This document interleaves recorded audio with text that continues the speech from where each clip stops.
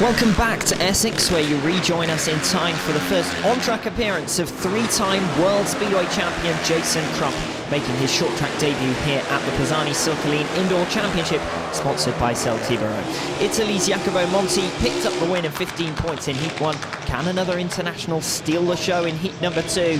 Off the front row, it's Tim Greig, Mitch Godden and Steve Coles. We spoke to Tim Greig in the run-up to this meeting. He's been a full-time flat-track racer since 2005 when he finished third in the British Championship. He heads up that line-up on the front row. Off the middle row, it's Kevin Doolan and Wayne Drake, and from the back, Tim Neave and the three-time World Speedway champion Jason Crump. It is Tim Greig off the front row who's made the best start. Around the outside comes Steve Coles. Mitch Godden gets very close to him on the exit of turn 2 and is now all out of shape, with Wayne Drake around the outside on that third and fourth turn coming through, but now being blocked out by Godden, who claims that position forcefully. Jason Crump through from the back is now up into fourth place with a great move there on Wayne Drake as Kevin Doolan dives through up the inside in an attempt to pass him as well. Mitch Godden gets out of shape. That's completely blocked Jason Crump, and he slipped right to the very back with Tim Neave now coming through up the inside.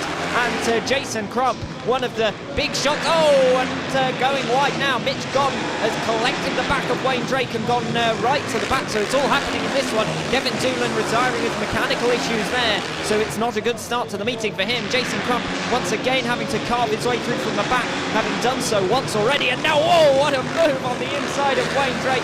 Just dives through into bend 3, steams through into that position, and now just two riders ahead of him as Tim Neave runs very, very wide. He's not going to find a way through that way. Tim Greig it is who leads. Back in second place, it's Steve Coles. He's had a rather anonymous race as Crump once again sides through on the inside, and he's taken that second place as Tim Neave does a repeat move on Wayne Drake to move through as well. And now Jason Crump's all over the back of Tim Greig out in front as Coles gets out of shape. Mitch Godden once again riding the fence quite literally. Crump going for a wide line with 1 lap to go.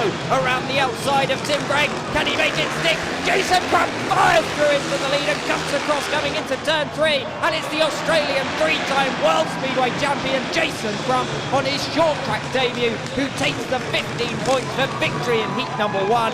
He wasn't too confident in the run-up to this match. It's his first time on these machines, but he's really impressed there. He came through from the back, he got through into the midfield, suddenly he found himself at the back again, and once again charged through to show where he belongs, right at the very front. A brilliant ride from the World Speedway champion in 2009, Jason Crump, the Australian. 15 massive points for him. Very impressive indeed. Back in second place then, it's 12 points for Tim Greig. He had the lead right up until the very last lap, and 10 points in third for Steve Coles. Tim Greig will understandably be disappointed after losing out in the very closing stages there, but it's 15 well-earned points from the very back by Jason Crump on his short track debut. An outstanding piece of racing. Colin Martin is with the Australian Heat winner.